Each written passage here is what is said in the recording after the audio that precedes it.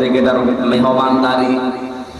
আমার ভাইরা, আমরা ঈদের দিন যেভাবে সকালবেলা আনন্দ করলাম, সেমাই খেলাম, মিষ্টি খেয়েছি, অথচ ঈদের দিন ওই সময় ফিলিস্তিনের ছোট ছোট বাচ্চারা পাথর খাচ্ছে, বোমা খাচ্ছে। ওদেরকে যদি আল্লাহর ফেরেশতা মণ্ডলী এসে কিছু নাই বলবে, কোন সান্ত্বনায় নাই দেবে, ওরা টিকে থাকলো দুনিয়ায় কি করে? অবশ্যই ইমানের শ্বাস পেয়েছে।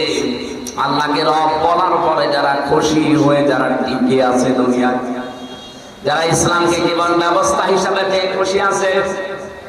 ওস্তাদ বলছিলেন না, ইন্নাদ দীনা ইনদাল্লাহিল ইসলাম, পৃথিবীতে একটাই মাত্র জীবন ব্যবস্থা যার নাম ইসলাম। এটা থেকে সরানোর জন্য আজ অনেকে সূক্ষ্ম ষড়যন্ত্র চালিয়ে যাচ্ছে এই দেশেও। পরিষ্কার ভাষায় বলছি, আল্লাহর ঘোষণা, আপনি পৃথিবীর কোন ধর্ম দিয়ে, কোন নিয়ম নীতি দিয়ে আল্লাহ পর্যন্ত যেতে পারবেন না। তাহলে আল্লাহ দ্বীনের আগে আলিফ লাম দিতেন না। এটা নির্দিষ্ট করে দিয়েছেন, একটাই মাত্র ধর্ম, একটাই জীবন ব্যবস্থা, যেটা দিয়ে আল্লাহ পর্যন্ত পৌঁছানো যায়, আল্লাহকে রাজি করা যায়। অমাইয়া বাতাবি গায়রাল ইসলামি দীনান ফালাই ইউকবালা মিন, এর আখেরি আয়াত। তোমাদের ভেতরে ইসলাম বাদ দিয়ে যদি অন্য কোন নিয়ম নীতি ধর্ম দিয়ে আল্লাহ পর্যন্ত যেতে চাও, তোমাদের জীবনের কোনো কিছু আল্লাহ কবুল করবেন না, করছেও না, করবেনও না। বলেন নাউজুবিল্লাহ।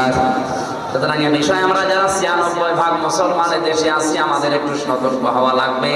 আমাদেরকে যেন ইসলাম ইসলাম ইসলাম থেকে দূরে সরিয়ে অন্য কোনো জায়গায় নিয়ে যেতে না পারে। আমার কথার অর্থ বুঝছেন আপনি? ৩ নম্বরে মুহাম্মদুর রাসূলুল্লাহকে যারা একমাত্র আদর্শ নবী আর রাসূল হিসাবে পেয়ে খুশি হয়েছে। নবী কি? নাবাউল শব্দের শাব্দিক অর্থ হচ্ছে সংবাদ বাহক। উনি যে সংবাদ আল্লাহর কাছ থেকে আমাদের কাছে নিয়ে এসে দিয়েছেন, এই কথাগুলোর উপরে বিশ্বাস করার পরে প্র্যাকটিক্যাল লাইফে আপনি সেট করবেন। রাসূল মুহাম্মদ রাসূলুল্লাহ সাল্লাল্লাহু আলাইহি ওয়াসাল্লামকে যারা এই দুনিয়াতে রাসূল হিসাবে পেয়ে খুশি হয়ে গেছে, সত্যি সত্যি আল্লাহ তাদেরকে ঈমানের একটা আলাদা স্বাদ গ্রহণ করাবেন।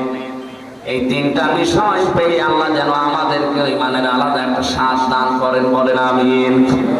সূরা মারিজের ১০ থেকে ১৮ এতগুলো আয়াত আমি কোরআনে কারীম থেকে পড়লাম। কোন তাফসীর মাহফিল আমি এত আয়াত পড়ি না। আজকের আলোচনার বিষয় হচ্ছে মুক্তিপণ। কি বললাম? বলেন না কেন? শব্দটা শুনতে যতটুকু মনে হচ্ছে, এই শব্দটা কিন্তু বিশাল। আমি জেলখানায় বসে বসে মাওলানা মামুনুল হক, মাওলানা শাখাওয়াত হোসেন রাজি আর আমি ৩ জন এক জায়গায় ছিলাম। ওনারা এই আয়াতটা বের করে বললাম, হুজুর দেখেন এর ভেতরে কিছু করা যায় কিনা। এখান থেকে যে বিষয়গুলো ওনারা কয়েকটা তাফসীর থেকে বের করে করে আমাকে শুনিয়েছিলেন, আমি কিছু কিছু জিনিসের সাথে মিলিয়ে দেখলাম যে মুক্তিপণ শব্দটা শুনতে যত সহজ মনে হচ্ছে, বিষয়টা অত সহজ না।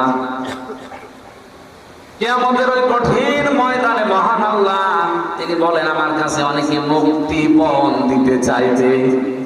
কি দিতে চাইবে? ওয়ালা ইয়াসালু হামিমুন হামিমা ইউবাসসারুনাহুম।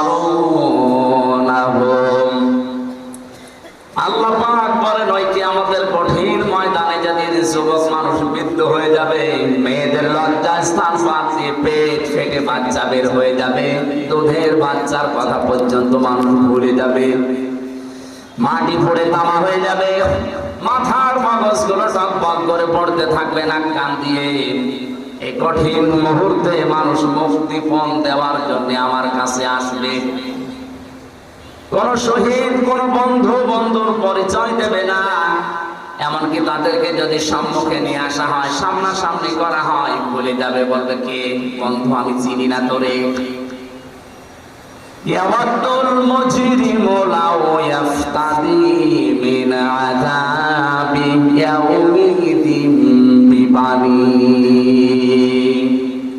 আল্লাহ পাক বলেন, কঠিন মুহূর্তে মানুষ আমাকে মুক্তিপণ দিতে চাইবে তার সন্তানাদি কি দেবে? আমার ছোট মেয়েটা জান্নাতুল মাওয়ার পরের যেটা ফারিহা জান্নাত, এর আমি 1 বছর রেখে গিয়েছিলাম জেলখানায় যাওয়ার আগে। এখন ওর বয়স 4 বছর। ওর প্রতি আমার যে দুর্বলতা, যে ভালোবাসায় 3 বছরের জন্মিয়েছে আমি না দেখার পরেও, যদিও আমার এখন ভালো চিনি না, জেল থেকে বের হয়ে বাড়ি গেলে যেদিন গেলাম আমার বছর বছর আমাদের বাড়ি চলেন, হুজুর আমাদের বাড়ি চলেন মানে মানে ও যে আমার মেয়ে, আমি যে ওর বাবা আমার চেনে না, মনে করে বিভিন্ন হুজুর আসে, আজকে মনে হয় হুজুরই এসেছে। অথচ ওকে না দেখে যে ভালোবাসা, যে মহব্বত ওর প্রতি তৈরি হয়েছে, আমার যতটুকু মহব্বত ওর প্রতি, কেউ যদি বলে পুরা রাজশাহী তোমাকে দিয়ে দেবো, ফারিহাকে মেরে ফেলো, আমার সম্ভব না। কি ভালোবাসা ওর প্রতি বলেন তো আমার। অথচ আল্লাহ বলেন কিয়ামতে ফারিহাকে আমার কাছে হামজা বলবে, আল্লাহ মুক্তিপণ দিয়ে দিলাম, এটাও নিন। এটা বলবো আমি যে বলবো, এটা কি বানাচ্ছি আমি?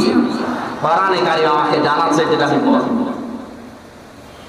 ফারিহা জান্নাতের মতো এত মহব্বত ভালোবাসার বস্তুকে যদি আমি বিনিময় দেওয়া, মুক্তিপণ দেওয়া, ফিদিয়া দিতে চাই, আর কি বাকি থাকবে আমার কাছে? আল্লাহ পাক বলেন শুধু সন্তানাদি না, ও সাহিবাতিহি ওয়া বানি ওয়া আখি, এমনকি তার স্ত্রী, তার সহোদর যারা, তার ভাই, তাদেরকেও আল্লাহর কাছে সে মুক্তিপণ হিসাবে বলবে, আল্লাহ এগুলো নিয়ে নাও। ও ফাসিলাতিহি আল্লাতী তুবি, তার জ্ঞাতি গোষ্ঠী, তার দলের লোক যারা তাকে আশ্রয় দিত বিপদে পড়লে, যাদের নাম শুনলে তাকে অনেক বিপদ থেকে বাঁচিয়ে দিত, এই মানুষগুলোকেও সে বলবে, আল্লাহ এগুলো মুক্তিপণ দিয়ে দিলাম, এগুলো নিয়ে নাও, তোমার আমাকে বাঁচাবান তো। আল্লাহ বলেন এতটুকুই না, ওয়া মান ফিল আরদি জামিআ, এমনকি তামাম দুনিয়ায় ওর যা আছে তা দিতে চাইবে, ওর যা নেই তাও বলবে, আল্লাহ ওগুলো দিয়ে দিলাম। এর বিনিময়েও তুমি আমাকে নাজাত দাও, আমাকে বাঁচাও। আল্লাহ পাক এবার কঠিন জবাব দিয়েছেন, কাল্লা, না, কখনোই না, ইন্নাহা লাযা, অবশ্যই এই মানুষগুলোকে আমি আল্লাহ লাযায় প্রবেশ করাবো। কোন জায়গায় বলেন বলেন? এখানে একটা কমন প্রশ্ন আমরা অনেকবার করেছি, আমরা অনেকে জানি যে জাহান্নাম 7টা, জান্নাত 8টা। না, সূরা হিজরের 44 নম্বর আয়াতে আল্লাহ জানিয়েছেন, লাহা সাবআতু আবওয়াব, এই জাহান্নামের দরজা 7টা। কয়টা? তাহলে জাহান্নামে একটা দরজা 7টা, জান্নাত একটা দরজা 8টা। আমি কোরআনে 100টার উপরে দরজার স্তর পেয়েছি। মনে মনে বইগুলো আমাদের আলোচনার বিষয় না, ওগুলো আমরা আলোচনা করি না, তাই জানি না। জান্নাতের দরজা কিন্তু শুধু 8টা না, 100টার উপরে আছে। জাহান্নামের 7টা আমাদের কাছে পরিচিত বেশি, তার ভেতরে গুরুত্বপূর্ণ এই লাযা। একটা জাহান্নাম তার স্তর বা দরজা হচ্ছে 7টা, মনে করেন। আল্লাহ পাক বলেন, লিকুল্লি বাবিন মিনহুম জুজউম মাকসুম, দুনিয়াতে যে ধরনের অপরাধ করবে, কিয়ামতে আল্লাহ তাকে ওই দরজা দিয়ে প্রবেশ করাবে, তার জন্য ওই কিসিম, ওই অংশ ভাগ করা থাকবে। এটা ইবতিদায়ী মাদ্রাসা 1 থেকে 5 পর্যন্ত পড়ায়, 5টা ক্লাসরুম আছে না? বলেন, 5টা ক্লাসরুমের 5টা দরজা আছে। যে সেই শ্রেণীতে পড়ে ওই দরজা দিয়ে সে প্রবেশ করে। ক্লাস 1-এ পড়ে, ও 5-এ সে ক্লাস করতে পারবে। আল্লাহ পাক বলেন, দুনিয়াতে যে সেই ধরনের কাজ করছো, করবা, যে ধরনের অপরাধ করছো, কিয়ামতের দিন ওই দরজা দিয়ে তোমাদের আমি প্রবেশ করাবো। এখন আমাদের এই মাহফিলে আসার পরে এটাই বোঝার বিষয় যে আমি কোন দরজা দিয়ে প্রবেশ করার উপযুক্ত হলাম। অবশ্যই কোন না কোন দরজার পাশে আমি দাঁড়িয়ে আছি। ফেরেশতা মালিক দারওয়ান যিনি আছে, উনি আমাকে কিন্তু জিজ্ঞাসা করবে, কেন লাজায় আসলে, কেন সাফারে আসলে, কেন হুতমায় আসলে, কেন হাবিয়ায় আসলে, কেন জাহিবে আসলে। কেন জাহান্নামে আসলে জাহান্নাম একটা দরজার নাম, এই 7টা নাম দিয়ে আল্লাহ দরজার নামে নামকরণ করলেন। তার ভেতরে ভয়ঙ্কর দরজার নাম হচ্ছে লাযা। আল্লাহ পাক বলেন নাযাতাল লিশাওয়া, এত ভয়ঙ্কর, এখানে ঢুকলেই মানুষের চামড়া আগে খসে যাবে। আর ভাই চামড়া এমনি খসে না, একটা ঘরের ভেতরে আপনি প্রবেশ করলেন, চামড়া খসে যাবে না। কি যন্ত্র সেখানে সেট করা আছে, কি আযাব দেওয়ার জিনিসগুলো আছে যে গেলে চামড়া খসে যায়। বলেন, আপনি অনুধাবন করতে পারছেন যে জায়গাটা কত মারাত্মক। যেখানে গেলে আগে চামড়া খসে যায়। এই যে লাযা নামে জাহান্নামের দরজা দিয়ে প্রবেশ করবে, মাত্র 2টা গুণ যাদের দুনিয়ায় আছে তাদেরকে এই দরজা ডাকবে। তাদউ মান আদবারা ওয়া তাওয়াল্লা, এই জাহান্নামের লাযা নামক দরজা তাদেরকে ডাক দেবে দুনিয়াতে যারা সত্যকে সত্য জানার পরও পৃষ্ঠ প্রদর্শন করেছে, মুখ ফিরিয়ে চলে গেছে। আর বাংলাদেশে এখন এই শ্রেণীর মানুষ বেশি। ইব্রাহিম আলাইহিস সালাম আমাদের মালিক মহান রব্বুল ইজ্জত ওয়াল জালালকে খুঁজে পাওয়ার জন্য তিনি সর্বচেষ্টা করেছিলেন।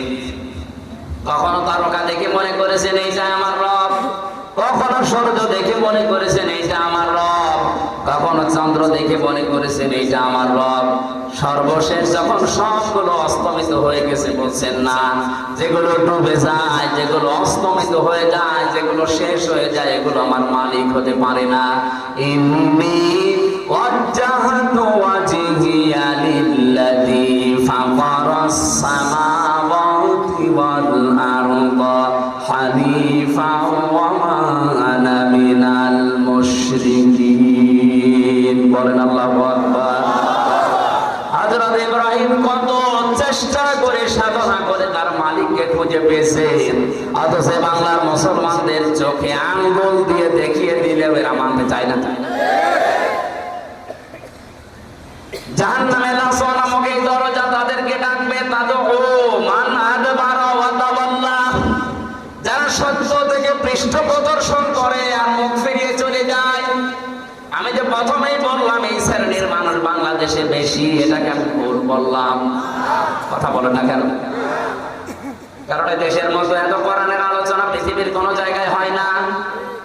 আলেমরা চোখে আঙ্গুল দিয়ে দেখিয়ে দিচ্ছে যে এটা সত্যের পথ, এটা মিথ্যা পথ, জানার পরও আপনার বিবেকে কোনো নাড়াই দেয় না। আপনি বিশ্বাস করতে পারেন আপনাকে জাহান্নামে লাযার সামনে দাঁড় করানো আছে, আপনি শুধু প্রবেশ করবেন। সত্যকে সত্য জানার পরে যারা অহংকার করে মুখ ফিরিয়ে নেয়, যারা মানতে চায় না, হিংসা করে, এরা এক প্রকার ইহুদি আর খ্রিস্টানদের মতোই। কারণ ওদের তাওরাতে, ওদের ইনজিলে লেখা ছিল মুহাম্মদুর রাসূলুল্লাহ শেষ নবী, সর্বশ্রেষ্ঠ নবী, কিন্তু ওরা হিংসা করে আর অহংকার করে মেনেছিল না। কথা বলে না কেন? ওদের কিতাবে তো লেখা ছিল, কিন্তু ওরা মানত না, হিংসা করে। হিংসা কি? অহংকার কি? ওরা অহংকার করতো এই কারণে যে আমাদের ভেতরে, আমাদের ইহুদি খ্রিস্টান ধর্মে নবী পাঠাবে সর্বশেষ নবী না, মুসলমানদের ইসলাম ধর্মে পাঠিয়েছে, ওটা আমরা মানি না।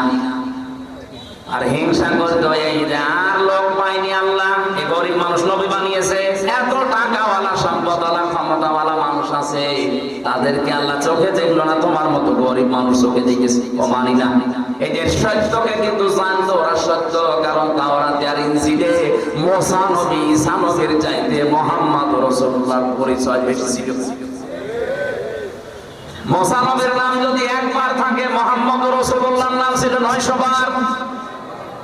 এতবার থাকার পর ওরা সত্যকে সত্য জানার পরেও মানে নাই। আল্লাহ পাক প্রতিদিন আমাদের এই মুখ দিয়ে কমপক্ষে 17 বার ওদের নামে বরদোয়া বের করায়, গায়রিল মাগদুবি আলাইহিম ওয়ালাদ দাল্লিন। এখানে যে 2টা জাতির কথা আছে, ইহুদি আর খ্রিস্টান, এরা সত্যকে সত্য জানার পরেও মানে নাই। এই জন্য আল্লাহ তাদেরকে ধ্বংস করে দিয়েছেন, তাদেরকে গজব দিয়েছেন, তাদেরকে বরদোয়া দিয়েছেন। আমরা যদি আর সত্যকে সত্য জানার পরে হিংসা করে অহংকার করে আর যে কোনো কায়দায় না মানি, আমাদের বরদোয়া আমাদের বিরুদ্ধে যাবে। প্রতিদিন অন্তত আপনি অন্য নামাজ না পড়লেও ফরজ নামাজ তো পড়েন, ফরজ নামাজ 17 রাকাতে অন্তত এই কথা বলাই লাগে, গায়রিল মাগদুবি আলাইহিম ওয়ালিন। বলে তো আপনার নিজের বরদোয়া আপনি নিজে পড়বেন। এখানে সত্যকে সত্য জানেন, আপনি জানেন আমির হামজা শেখ কুষ্টিয়া থেকে এসেছে, ওর বাবার কথা বলবে না, ওর দাদার কথা বলবে না, ওর দলের কথা বলবে না, যা বলবে কোরআন থেকে বলবে, ওটা আপনি বিশ্বাস করেন, জানেন। এইটার জন্য অহংকার করে হিংসা করে মানেন না, না এটা আমার বাবার মুরিদ না, ও মানি না, এটা আমার দলের লোক না, মানি না। আমি মনে হয় বেশি বলে ফেললাম। বাংলাদেশে এই চরিত্রের মানুষ আছে না নেই? বিশ্বাস করতে পারেন এগুলো একবারে ইহুদি আর খ্রিস্টানদের মতোই। এদেরকে লাসা নামক দরজা ডাকতেছে, আসো। দুই নম্বরে যারা মাল সম্পদ জমা করে আর সংরক্ষিত করে রাখে, যেগুলো আমার কাছে স্থায়ীভাবে থাকবে। এই যে মাল, মাল মানে অনেকেই মনে করেছে যে মরে গেছে আবুল মাল, ওইটা মনে হয়। কিছুদিন আগে যিনি বিদায় নিয়েছেন মন্ত্রণালয় থেকে, যিনি অর্থমন্ত্রী ছিলেন সাবেক, কি কামাল, এই মাল নাকি? আবুল মাল না কামাল না, মাল কি?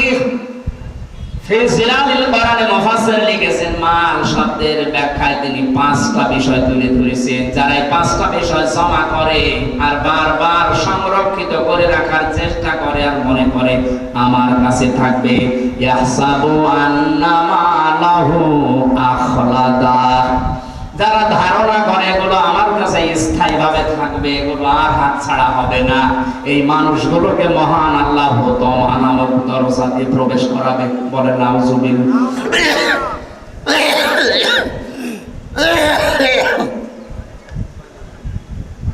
পানি আছে, আছে তাড়াহুড়া না, পানি আছে। ইয়াকুব ভাই পানি দেন।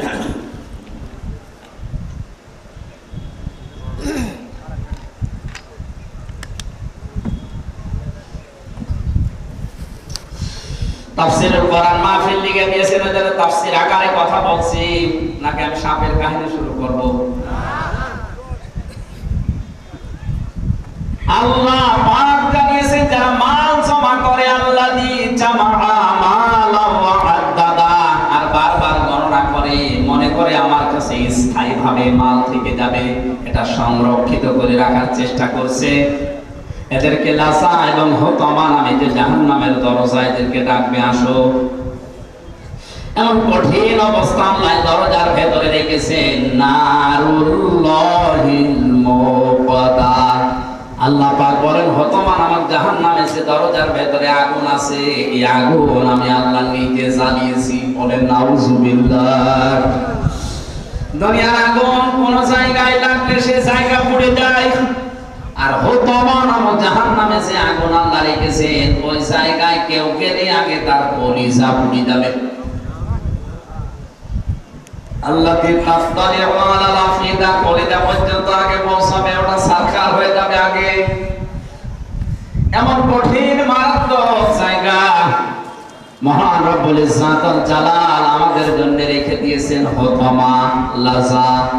যে দুইটা গুণ বললাম, দেখেন তো এ বাংলাদেশে কারোর সাথে মেলে কিনা?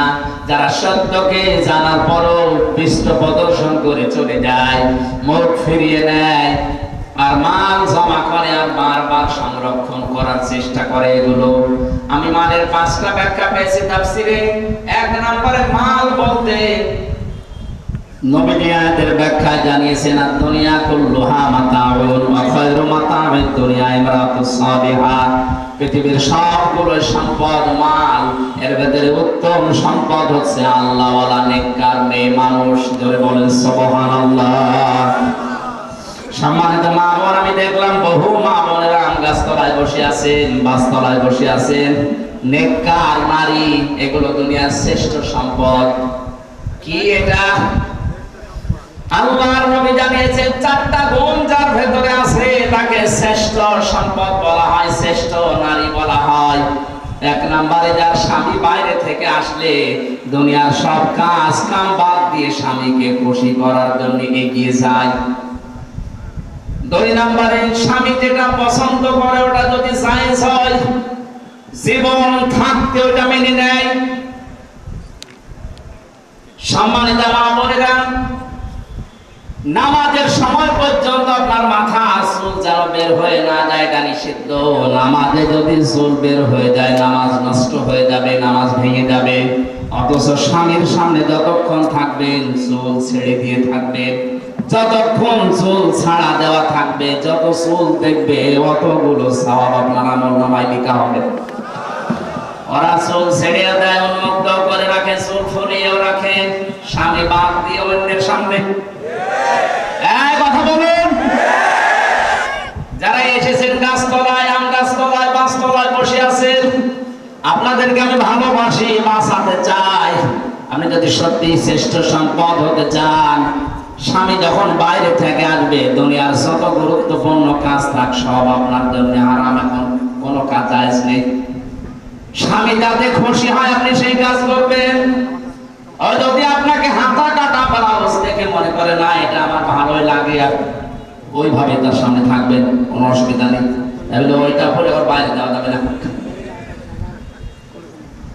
স্বামী যেটা পছন্দ করে যদি জায়েজ হয়, বাস্তব জীবনে জীবন থাকতে আপনাকে মানায় লাগবে।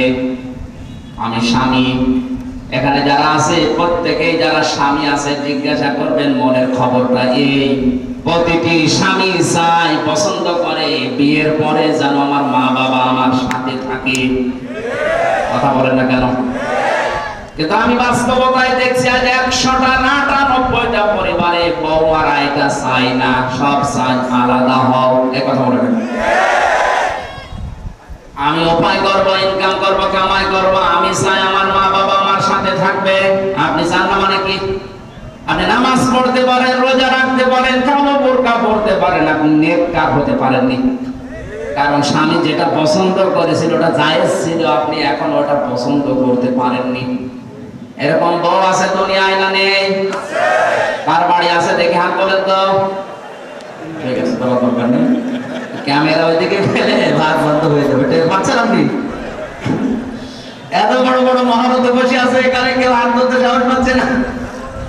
আপনি আবেগে হাত তুলে বসে আছেন, একবার যদি ক্যামেরা ওইদিকে ঘুরিয়ে দিত কি হতো বুঝতে পারছেন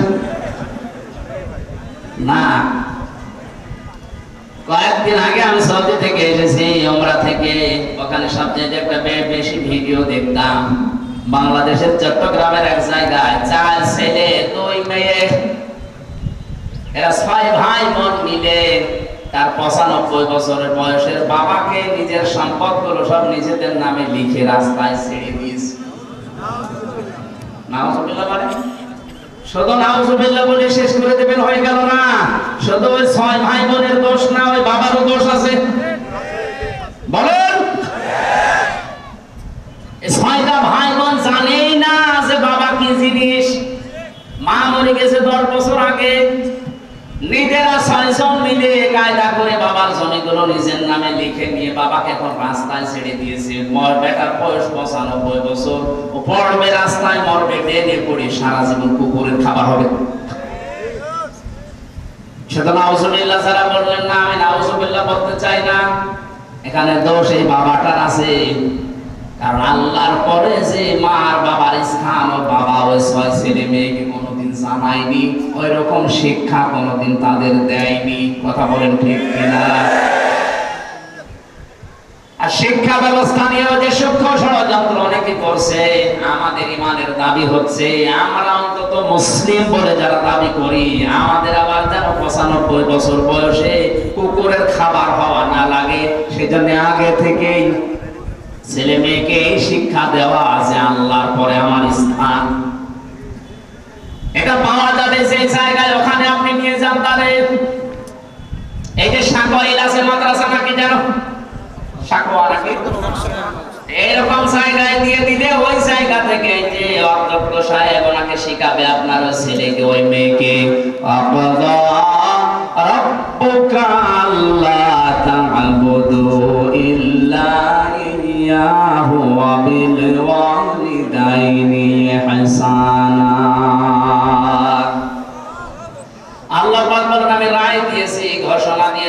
সিদ্ধান্ত নিয়েছি, ফায়সালা করে দিয়েছি যে আমার ছাড়া আর কারো ইবাদত করা যাবে না। আর আমার পরে সবচাইতে বড় স্থান তোমার মা বাবা, তাদের সেবা করো, তাদের খেদমত করো, তাদের প্রতি ইহসান করো। ব্যাখ্যায় মুফাসসির লিখেছেন, কোন সন্তান যদি মা বাবার জন্য ব্যবহারিক কোন জিনিসও কিনে দেয়, ওটা যেন সে আল্লাহর রাস্তায় সাদকা করলো। সুবহানাল্লাহ বলতে পারেন না? মায়ের একটা স্যান্ডেল দরকার, আপনি যদি স্যান্ডেলটা মাকে কিনে দেন, বাবার একটা স্যান্ডেল দরকার যদি কিনে দেন, ও যদিও দুনিয়ার কাছে ব্যবহার করবে, আপনার দ্বারা মনে হবে আপনি আল্লাহর রাস্তায় এই 100 টাকা দান করে এসেছেন। বাংলার হাজারো মানুষ এই বিষয়টা না জানে। আজ যে সমস্ত জায়গায় টাকা পয়সা গুলো, সম্পদ গুলো খরচ করছেন, না চিনি না বুঝে, এটা রেকর্ড হচ্ছে, কালকে তামাম দুনিয়ায় ছড়াবে। প্রত্যেককে আহ্বান জানাচ্ছে, আল্লাহর পরে যাদের স্থান তারা কিন্তু আমার ঘরে। কথা বলে না কেন? আল্লাহর পরে যার স্থান তারা আমার ঘরে, না বরিশালে, না চট্টগ্রামে, না সিলেটে? কোথায় দৌড়াচ্ছেন আপনি? একবারে চট্টগ্রাম চলে যাচ্ছেন, এখান থেকে 700 কিলোমিটার। একবারও চিন্তা করেন না এখানে 7 গজ দূরে যিনি বসে আছে তার নাম আল্লাহ আমার আল্লাহর পরে দিয়েছেন। ওই 6টা ছেলে মেয়ে যদি সত্যি জানতো যে আল্লাহর পরে স্থান আমার এই বুড়ো বাবার, 6 ভাই বোন মিলে যিনি জমি জায়গাগুলো কায়দা করে লিখে মুরব্বী বয়সে রাস্তায় ছেড়ে দিত না। এখানে 2টা কারণ আছে। এদেরকে তো শিক্ষা দেয়নি, এই শিক্ষাটা 1। 2 নম্বরে এদের যাদের সংসার আছে, এই সংসারে যে মহিলাগুলো আছে, এরা এদেরকে বাধ্য করেছে, বুড়োকে বের করে দাও।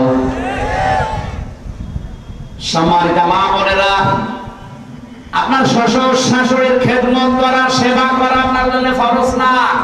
ওই সন্তানের জন্য তার মা বাবার সেবা করা, খেদমত করা, খরচ করা ফরজ। কিন্তু আপনার প্রলোভনে পড়ে, আপনার কথাবার্তা, আপনার আচরণে যদিও বাধ্য হয় তার মা বাবার সাথে খারাপ আচরণ করতে, এর ভাগীদার আপনিও। বাংলাদেশে এরকম বেকার বউ আছে না নেই? আপনি মনে করছেন আমি তো নামাজ পড়ি, রোজা রাখি, কালো বোরকা পরি।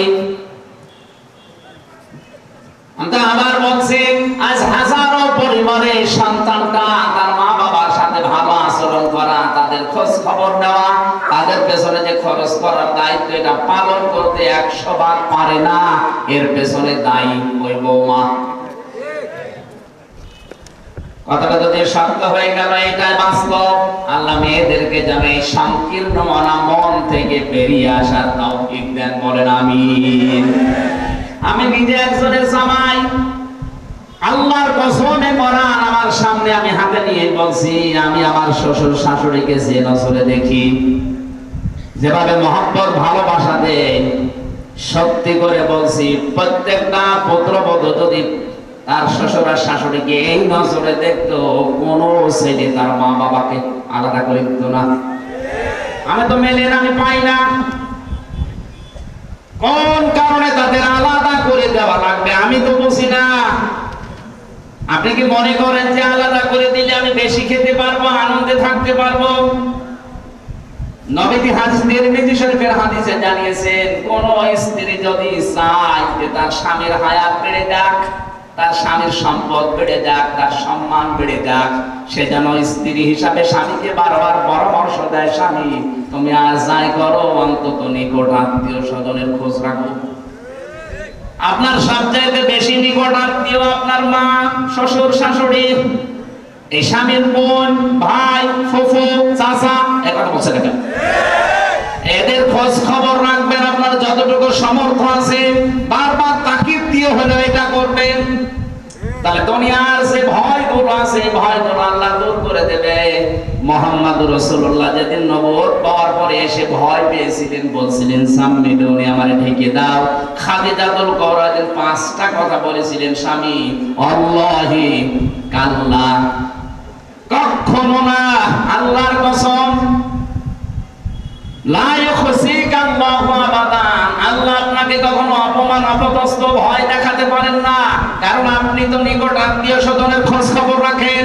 তার মানে যেই স্বামী তার নিকট আত্মীয় রক্তের সম্পর্ক, এদের সম্পর্কগুলো ঠিক রাখে, আপনার আরো উৎসাহ দেওয়ার কারণে এদের খোঁজ খবর রাখে, খরচ করে, বুঝবেন আপনার স্বামীকে তুমি আর কোনো ভয় আল্লাহ দেখাবে না, কোনো জিন ভূতের ভয় তার লাগবে না। এগুলো যারা করে না তাদের এই ভয়গুলো আল্লাহ তৈরি করে দেয়। বিভিন্ন জায়গায় গেলে বলে হতো পানি পড়ে দেন, কি হয়েছে? হঠাৎ তাল গাছের ভেতরে দেখলাম কি যেন নড়ে উঠলো। তাল গাছের ভেতরে কি নড়ে ওঠে তাই তুমি ভয় পাও? ভয় তো এমনিতে পাও না। রক্তের সম্পর্ক যাদের সাথে আছে তাদের সাথে কোনো সম্পর্ক তোমার নেই। ধর্ম আত্মীয় পাঠিয়েছে, মাসে 3 বার করে তার কাছে টেলিফোন করে, অথচ নিজের আপন বোন আজ 10 বছর খবর নেয় না। এরকম ভাই নেই দেশে।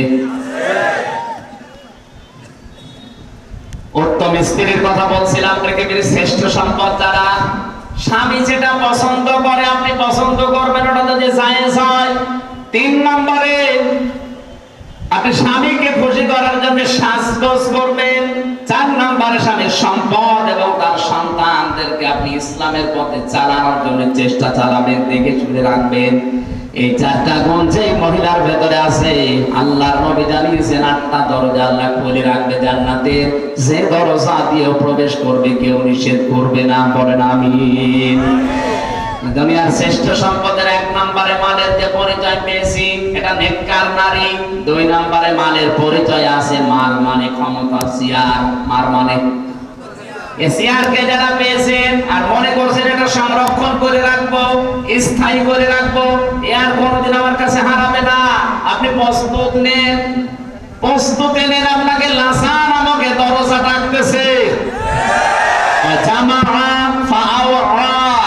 যারা জমা করে, এগুলো মাল জমা করে আর সংরক্ষণ করে রাখার চেষ্টা করে, পৃথিবীর কোনো কিছুই আপনার কাছে স্থায়ী না।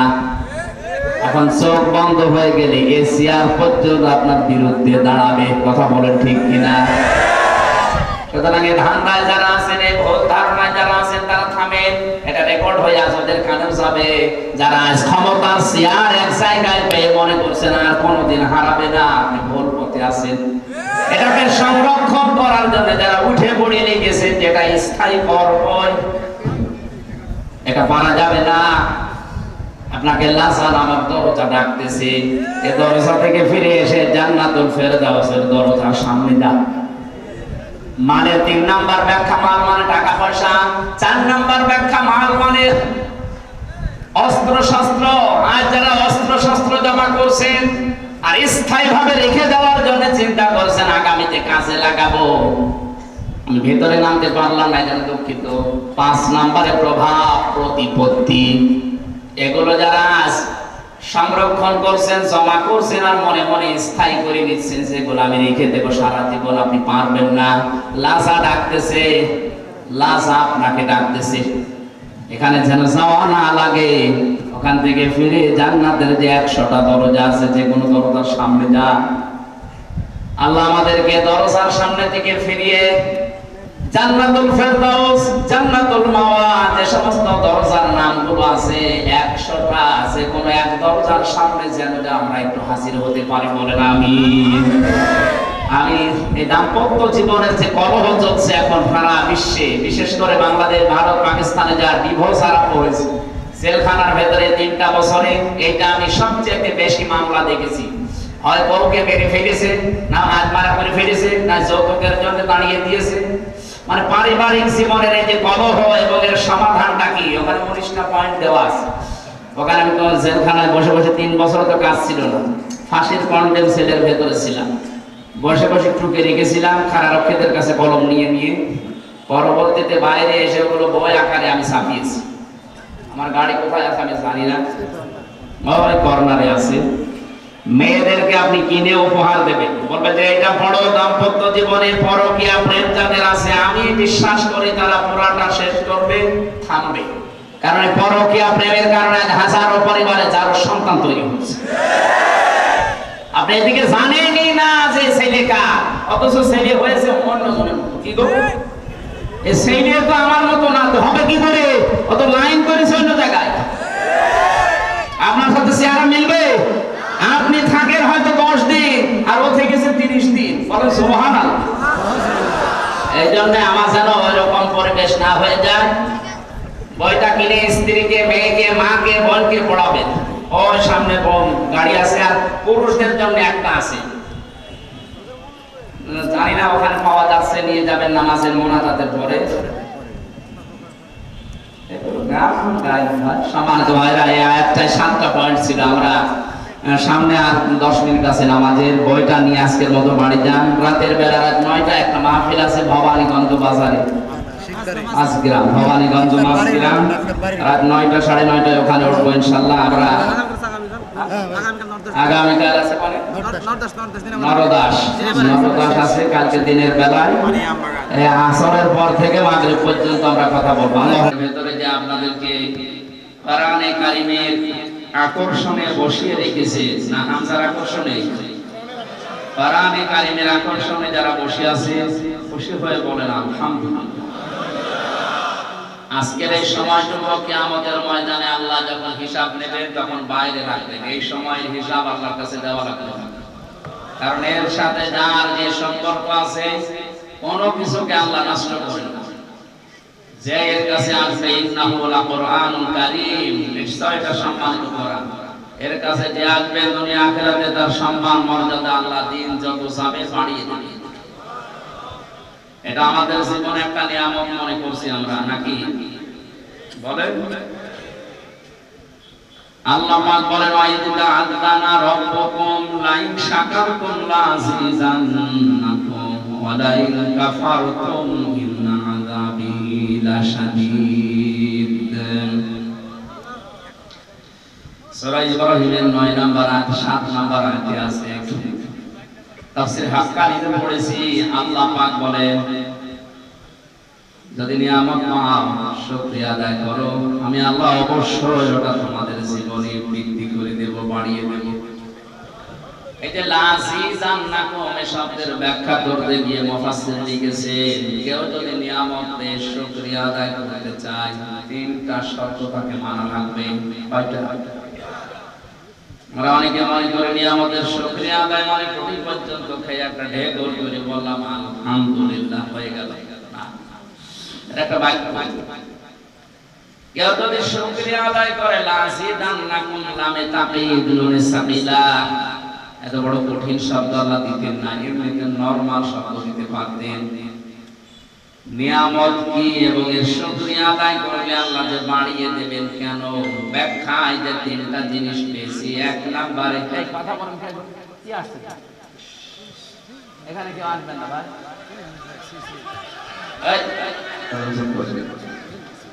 এমনিতে জেলখানায় 3 বছর এক ঘরের ভেতরে ছিলাম, জানা ছিল ভুলে গেছি। এখন আপনার ডিস্টার্ব করলে যতটুকু আছে ও সাদা বাড়ি, এই জন্য একটু ডিস্টার্ব করবেন না। 1 ঘন্টা খান, আপনি স্পষ্ট কথাগুলো স্পষ্ট ভাবে শুনেন। যদি বোঝার চেষ্টা করেন, যদি নাও মানতে পারেন, তাও 500 রাকাত নফল নামাজ মানতে পারলে তো সময় সোহাগা। যদিও বাস্তবতা আমাদেরকে ওইদিকে মনে হচ্ছে নিয়ে যাচ্ছে না, যে আমরা কোরআনে কারিমের যে আয়াত রয়েছে এগুলো মানতে পারবো কিনা জানি না, তবে চেষ্টা চালাবো ইনশাআল্লাহ।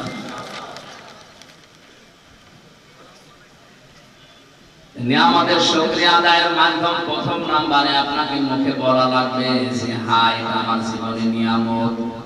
এটা কি? এটা বলা লাগবে। 2 নম্বরে, এই নিয়ামত পাওয়ার পরে আপনি যে অন্তরের ভেতরে একটা অনির্বচন শোক আপনি অনুভব করবেন, এটা সবাই পায় না। শব্দটা কি বললাম?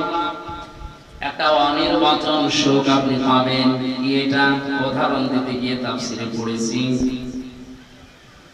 চেন যখন সো মারতে আসে পাখিকে, মুরগিকে, হাঁসকে, আমরা দেখি মুরগি আস্তে করে নিজের ডানাটা এভাবে বিছিয়ে ডাউন করে দেয়। এই যে ডাউন করার পরে ওর নিচে যে বাচ্চাগুলো যে একটা কিচির মিচির আওয়াজ দেয়, বাংলাতে এটাকে বলা হয় অনির্বচন আনন্দ। যদি কোনো নিয়ামত পাওয়ার পরে কোনো মানুষ শুকরিয়া আদায় করে, কোরআনে কারীম জানিয়েছে ওর মনের ভেতরে আল্লাহ একটা অজানা সুখ নিজের পক্ষ থেকে দান করবে। আজকের যে তেলাওয়াত কিন্তু আয়াতগুলো আমার মনে হচ্ছে এখানে অনেকে আলেম বসে আছে, দেখবেন আপনি যদি বোঝার চেষ্টা করেন, আমার চোখের দিকে তাকাবেন, আমার মন বলছে কোরআনের এই গুরু তথ্যগুলো উপস্থাপন করবে, আমাদের অনেকের চোখে পানি আসবে।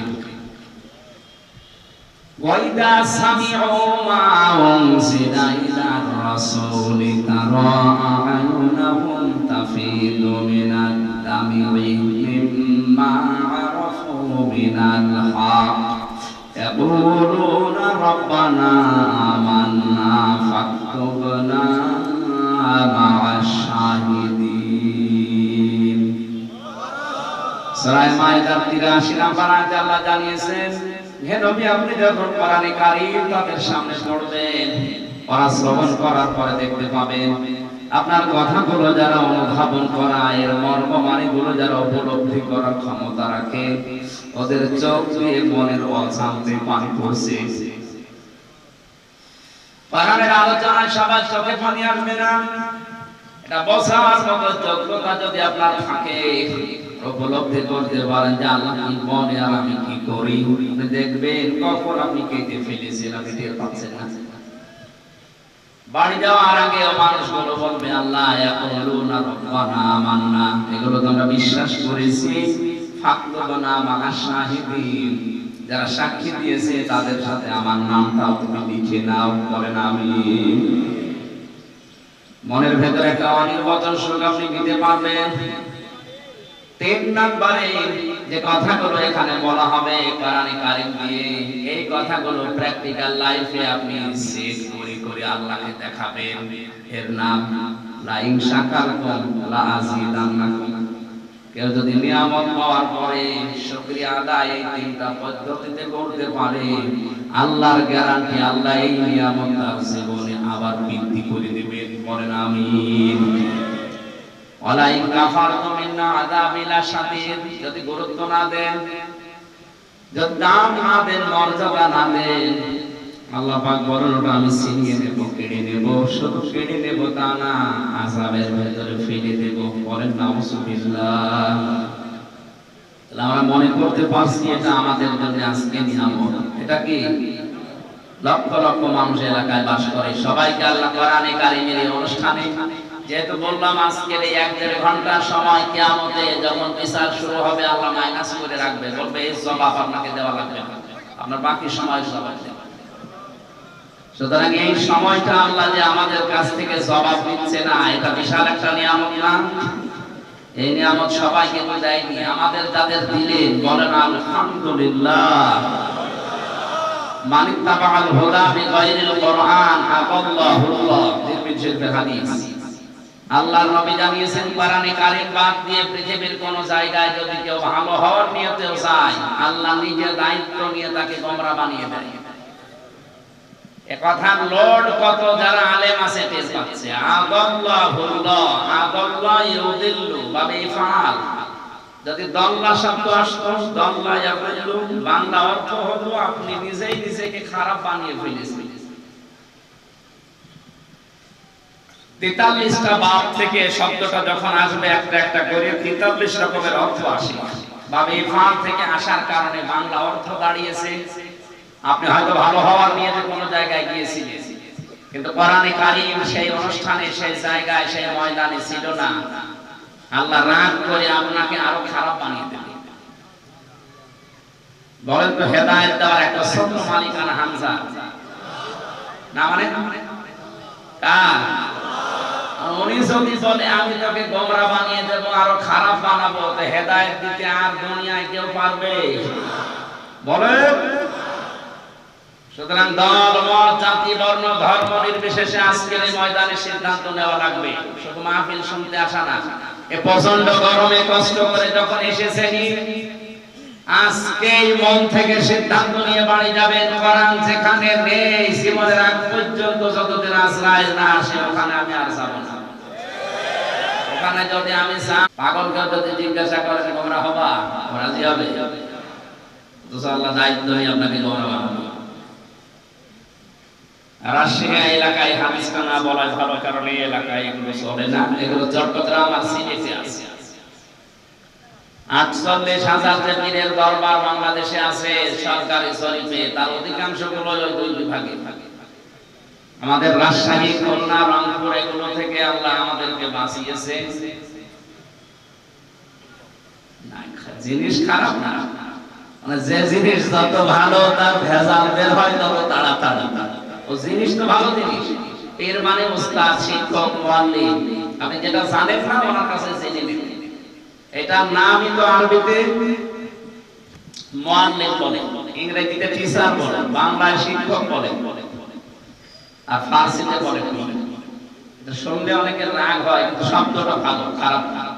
যে উদ্দেশ্যে ব্যবহার করা দরকার ছিল হয়তো আজ অনেকে ওই উদ্দেশ্যে ব্যবহার না করে অনেকে এটাকে ব্যবসা বানিয়েছে।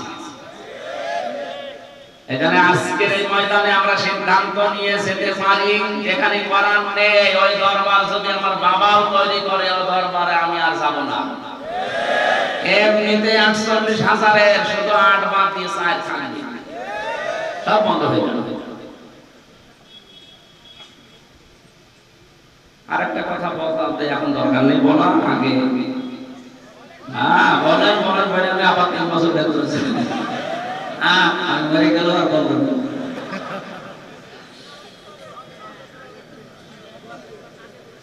সব বন্ধ করে বলি, আল্লাহ যা করে।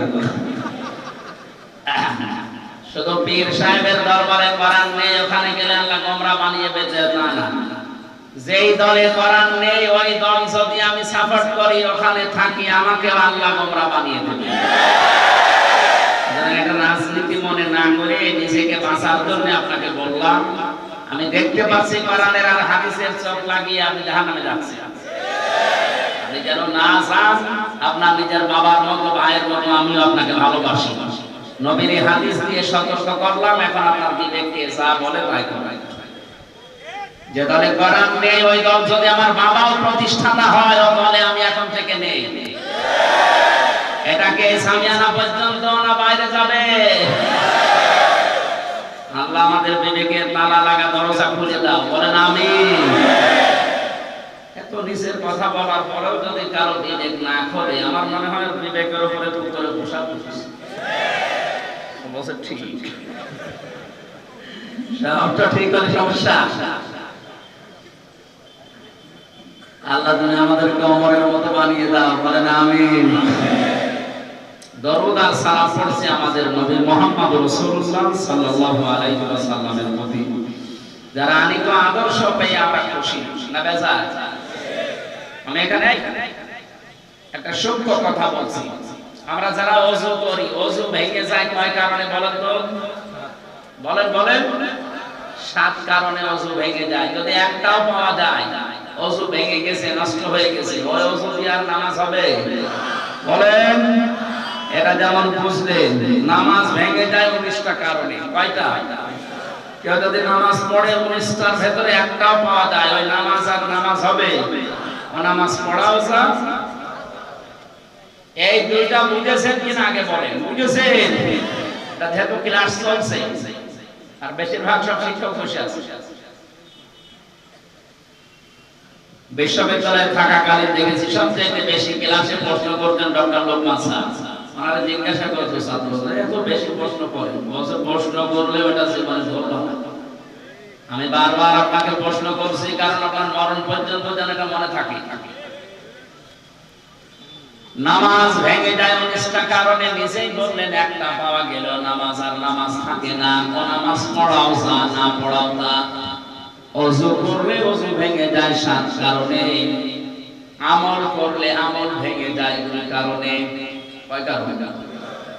রোজা রাখলে রোজাও ভেঙে যায়, হজ করলে হজও ভেঙে যায়, নষ্ট হয়ে যায়। যত ইবাদত আল্লাহ আমাদেরকে দিয়েছেন আমরা দেখেছি এগুলো ভেঙে যাওয়া, নষ্ট হয়ে যাওয়ার পেছনে কিছু না কিছু কারণ আছে। কথা বলেন না কেন? আর ওগুলো যদি ভেঙে যায়, নষ্ট হয়ে যায়, ওটা করাও যা, না করাও তা। যে জিনিস আপনাকে জান্নাতে নিয়ে যাবে তার নাম ঈমান, তার নাম আরো আসতে বলেন। এই ঈমানও ভেঙে যায় 10টা কারণে। এখানে হাজারো মানুষের অনেকেই জানে না ঈমান কয় কারণে ভাঙে। অনেকে ওযু ভেঙে যায় 7 কারণে বলতে পারে, নামাজ ভেঙে যায় 19 কারণে ভেঙে বলতে পারে, অথচ জান্নাতে যাওয়ার জন্য যেটা শর্ত ঈমান, ঈমানও ভেঙে যায়, নষ্ট হয়ে যায় 10 কারণে, ওই একটাও জানে না। কথা বলেন না কেন? ঈমান যদি সত্যি ভেঙে যায়, আপনার নষ্ট হয়ে যায়, তাহলে ভাঙা ওযু দিয়ে যেমন নামাজ হয় না, ভাঙা ঈমান দিয়ে আপনি জান্নাতে যেতে পারবেন না। আজকের মাহফিলে যেন সতর্ক করছি, ঈমান যেন ভেঙে না যায়, নষ্ট হয়ে না যায়। যে 10টা কারণে ঈমান নষ্ট হয়, ভেঙে যায়, তার 4 নাম্বারটা আমি পড়েছি আজকে। যে কিছুক্ষণ আগে যেটা বললাম, বিশ্বনবী মুহাম্মদ রাসূলুল্লাহ আমাদের একমাত্র আদর্শ, একমাত্র। সুতরাং দুনিয়াতে কেউ যদি মুহাম্মদ রাসূলুল্লাহকে একমাত্র আদর্শ মনে না করে, ওর ঈমান ভেঙে যায়, নষ্ট হয়ে যায়। এটা তো আমি বানালাম, হ্যাঁ? কোরআনে কারিমে আল্লাহ জানিয়েছেন, ইয়াসিন।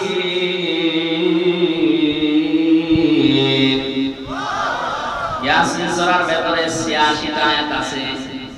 একবার পড়লেই 10 কদম কোরআন শরীফের সওয়াব হয়। সে জন্মের পর থেকে শুনছি, তো কেন হয় এটা কোনদিন চিন্তা করেননি? কেন এর চাইতে বড় সূরা নেই কোরআনে? সূরা বাকারা এর চাইতে মনে হয় 7-8 কবর বড়। কই সেটা পড়লে তো 10 কদম কোরআনের সওয়াব হয় না। সূরা আলে ইমরান এত বড়, 200টা আয়াত, এত বড় সূরা পড়লেও 10 কদম কোরআনের সওয়াব হয় না। ইয়াসিন মাত্র 5 থেকে 5.5 পৃষ্ঠা, 86টা মাত্র আয়াত। এটা পড়লে কোরআন 10 বার পড়ার সওয়াব পাবেন, এমনিতেই না, অবশ্যই কোনো না কোনো কারণ আছে। ফেজিল আলীর কোরআনে তাফসিরে মুফাসসির সৈয়দ কুতুব শহীদ রাহমাতুল্লাহ আলাইহি ইয়াসিন শব্দের ব্যাখ্যা করতে গিয়ে তিনি ফিজিল আলীর কোরআনে দিয়েছেন, আল্লাহ কেন এই 86টা বিষয় আমাদের সামনে উপস্থাপন করলেন।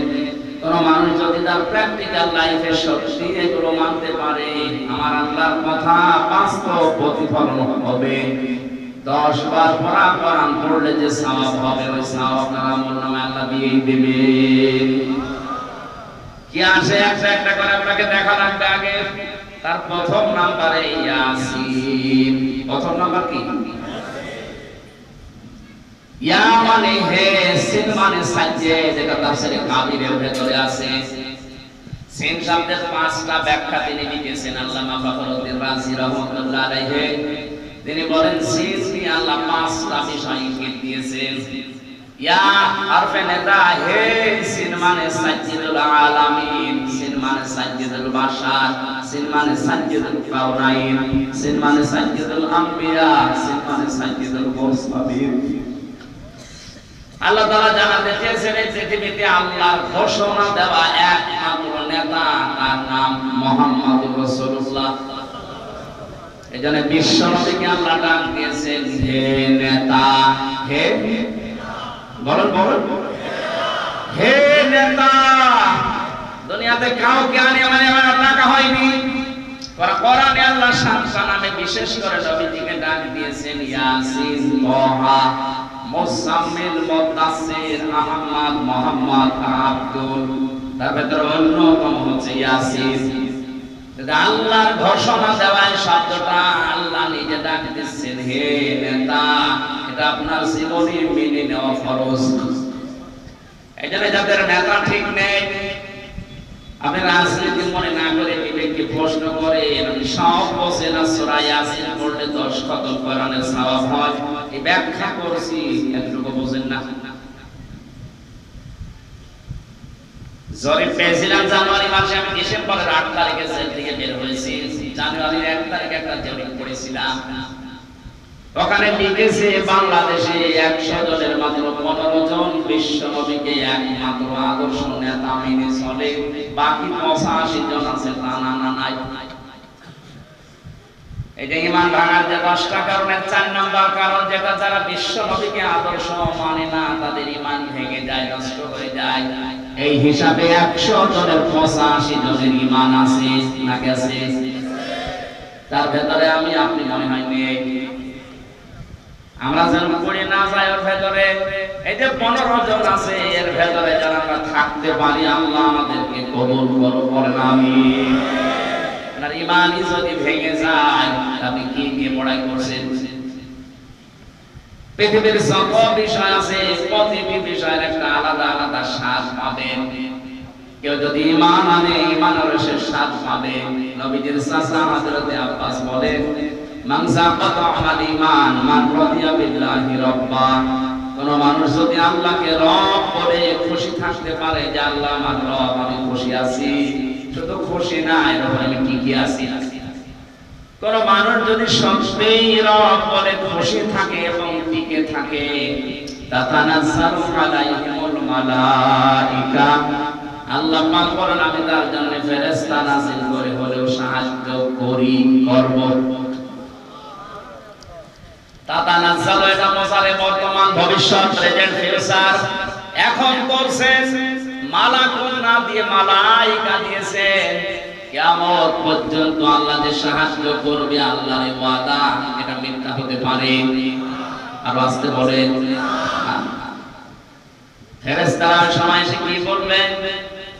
আল্লাহ তাখাফু ওয়ালা তাহসানু, ভয় পাবেন না, চিন্তা করবেন না। কিসের ভয়, কিসের চিন্তা?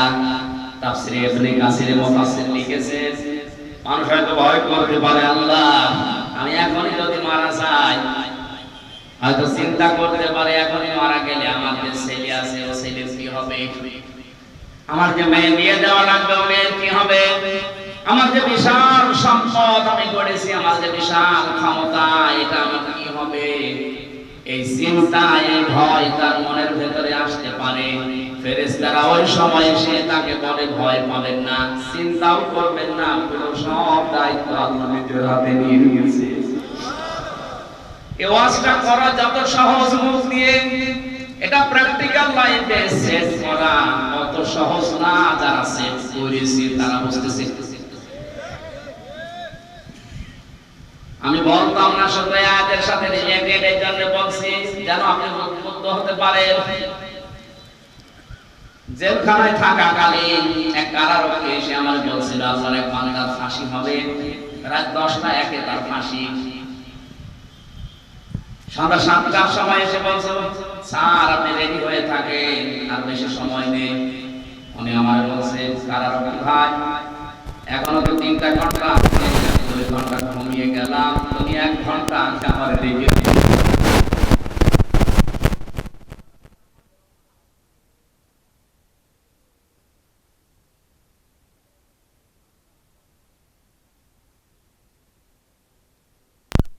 গোসল করলেন, ওসে করলেন, আমারে বলছে চা খাবেন আপনি, নিজে চা বানালেন থেকে আমারে দিলেন এক কাপ।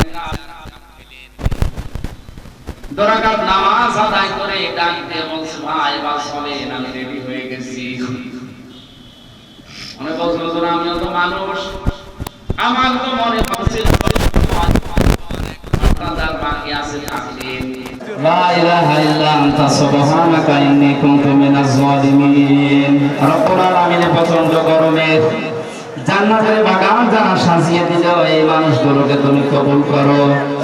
যত আলেম এখানে এসেছে আমার মাথার তাজ, আলেমদেরকে তুমি হযরতে আবু বকরের মতো বানিয়ে দাও।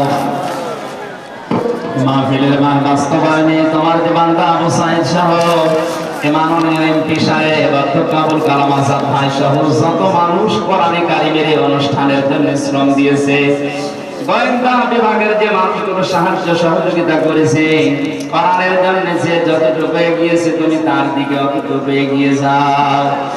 মা বোনদেরকে তুমি নেককার হওয়ার, আল্লাহ তাআলা আল্লাহ ওয়ালা হওয়ার তৌফিক দাও। আল্লাহ যেন আমাদেরকে না ডাকে জান্নাতুল ফেরদাউস, জান্নাতুল মাওয়া আমাদেরকে ডাকে, এরকম ব্যবস্থা করে দাও। বারাকাল্লাহু লানা ওয়া লাকুম ফিল কোরআনিল আযীম। আল্লাহ তাআলা বহু কষ্ট স্বীকার করে বিশাল আয়োজনে তোমার যে বান্দাগুলো শ্রম দিয়েছে, এদের টাকা পয়সাগুলো ওসমানের মতো কবুল করে নাও। আমরা অসুস্থ যারা আছি আমাদেরকে শেফায়ে কামেলা আজেলা নসিব করো। আল্লাহ আমার কণ্ঠে ব্যথা করছে, শরীর ভালো না, অসুস্থ আছি, মুসাফির অবস্থায় আছি, মাসলুম অবস্থায় আছি, মন থেকে দোয়া করছি আল্লাহ তুমি আমাদের হামে নাসির হয়ে যাও। বারাকাল্লাহু লানা ওয়া লাকুম ফিল কোরআনিল আযীম। আলহামদুলিল্লাহি রাব্বিল আলামিন। আল্লাহুম্মা ইন্নী আসআলুকা শাহাদাতান ফি সাবিলিক। যখন মরণ আসবে যেন একবার হলেও পড়ি লা ইলাহা ইল্লাল্লাহু মুহাম্মাদুর রাসূলুল্লাহ।